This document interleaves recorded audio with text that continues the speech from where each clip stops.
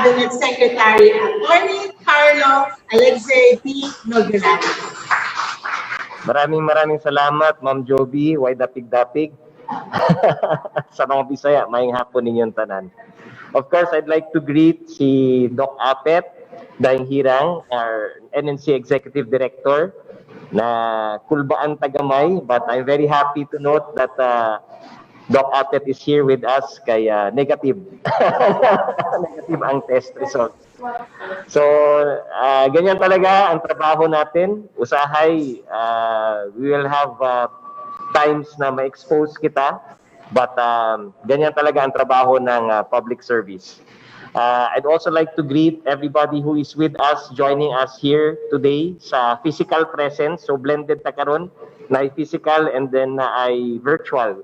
So sa physical presence, I'd like to thank our officials who are here with us.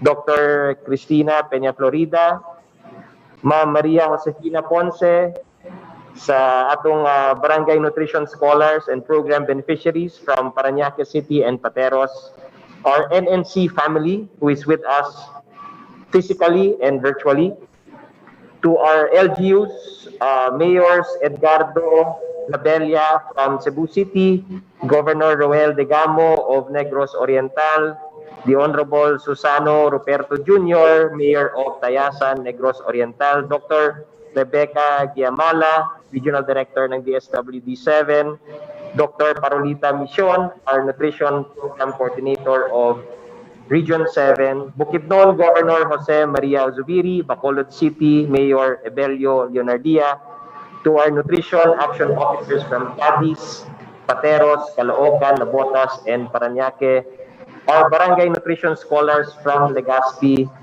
to all of us, to all of you joining us via Facebook and Zoom, magandang hapon, maayong hapon kaninyong tanan.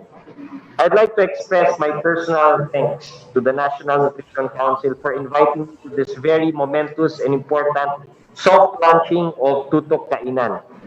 This is a supplementary feeding program or supplementation program, and my heart is filled with joy to see that everyone is here supporting our nutrition and anti-hunger efforts. Kahit na may pandemya tayong kinakaharap ngayon, importante para sa atin na mabigyan talaga ng napaka-importanteng halaga ang tungkol sa nutrition, lalong-lalo na sa first 1,000 days of life. Tandaan po natin, sa Pangulong Duterte mismo, in his speech to the United Nations General Assembly kamakailan lamang, siya mismo ang nagsabi that the Philippines, despite the COVID-19 pandemic, remains committed to our sustainable development goals ng United Nations. At kasama dyan ang SDG 2, Zero Hunger by 2030. Kaya na nga po, even before COVID happened, binuo ni Pangulong Duterte through Executive Order number 101 ang Task Force on Zero Hunger. Nakabahagi po natin ang National Nutrition Council as a very active member of this task force.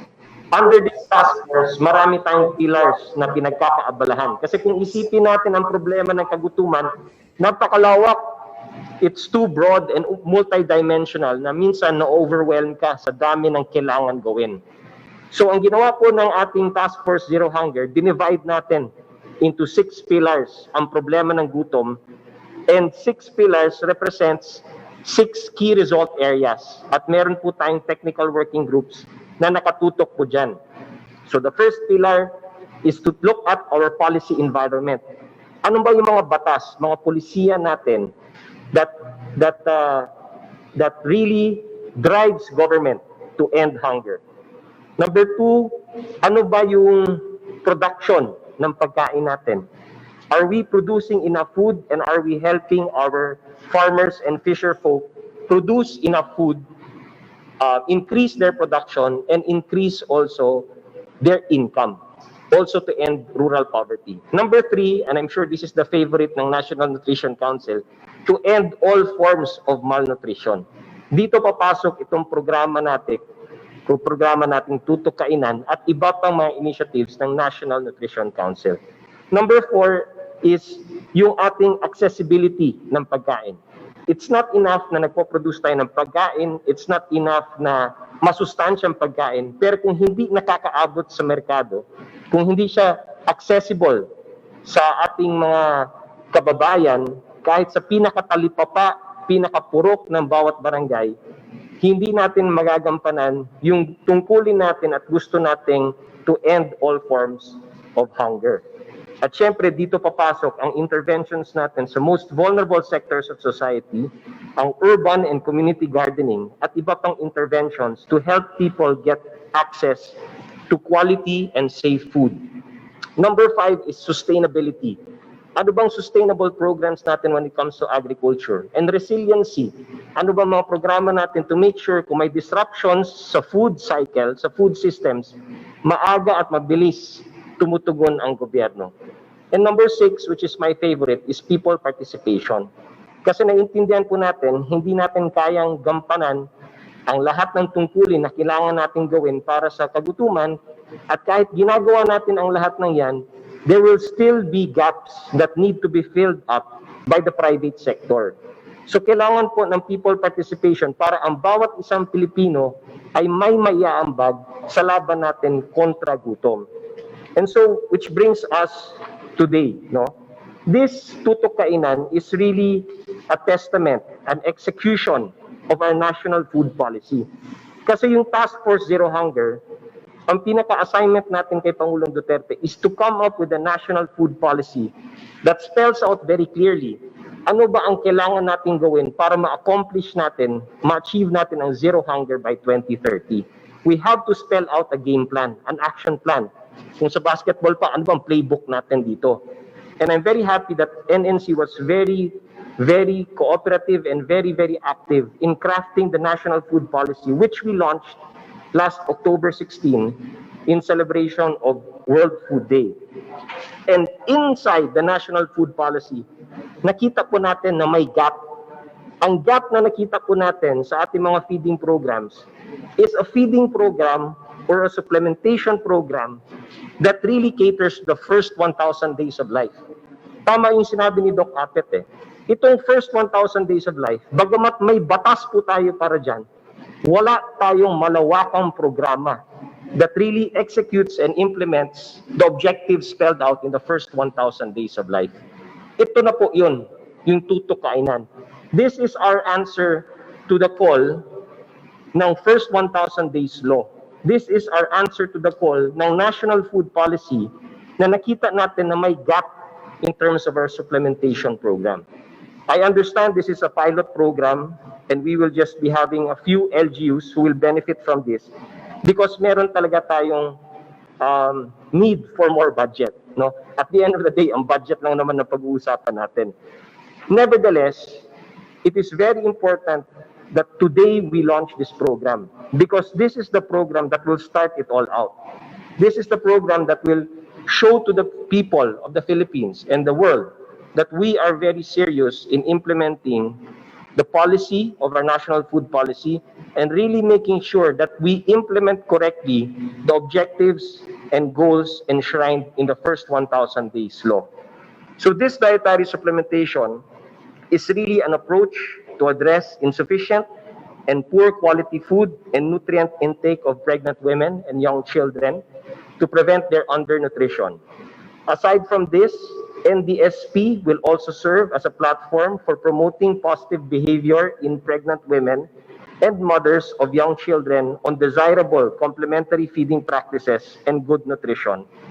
In providing these nutritious supplementations for these two target groups, it is necessary that these products be age and culturally appropriate, clean and safe, and diverse.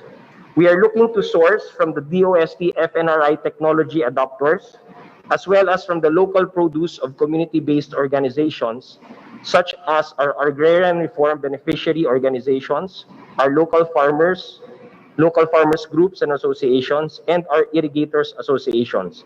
This way, we are not only helping our recipients, but we are also helping our farmers and technology adopters. This soft launching of the Tutok Kainan supplementation program for nutritionally at-risk pregnant women is an important initiative in ending hunger and malnutrition. While we are covering only a portion of our target provinces for now, rest assured that this is only the beginning. I'd like to make a personal call to everyone listening out there, lalo na sa private sector, sa business sector, academe, civil society organizations, non-government organizations, to please help us in this regard. Please provide support and additional programs and whatever help that you can give in order for us to widen the scope of this Tutok Kainan program. Alam niyo, meron tayong nilunsad kamakailan lamang, Pilipinas kontra gutom, lahat kasali, lahat kasalo. And under this movement, we are joining in our private organizations, private groups, business groups, CSOs and academe to contribute also in several efforts that government is doing in order to address hunger and malnutrition. And this is one way that you can really help the future of our country. If you support itong Tutok Kainan and come up with initiatives also that will help us in the implementation of our first 1,000 days law. I'd like to encourage all our stakeholders here today, particularly also our local government units, to invest in our Filipino mothers. Invest in this dietary supplementation program for our country's future so that we will have a healthy and productive society with a healthy, productive citizenry. Kaligtasan ng henerasyon, kaligtasan ng mga henerasyon na darating ang ating pinag-uusapan dito. Pag iniligtas natin ang henerasyon nitong mga Pilipino, maliligtas din po natin ang bansang Pilipinas. There is no doubt that the pandemic continues to hit us hard. But if we all unite as one, particularly in nutrition efforts, in anti-hunger efforts, we will rise up stronger as a country. Ako ay umaasa na magkakaroon tayong lahat ng mas malalim na kaalaman ukol sa programa nating ito at ipagpatuloy po natin ang pakikipag-ugnayan at pagtutulungan para tuluyan ng wakasan ang kagutuman at malnutrisyon sa bansa. Muli, maraming salamat po at magandang hapon po muli. Thank you.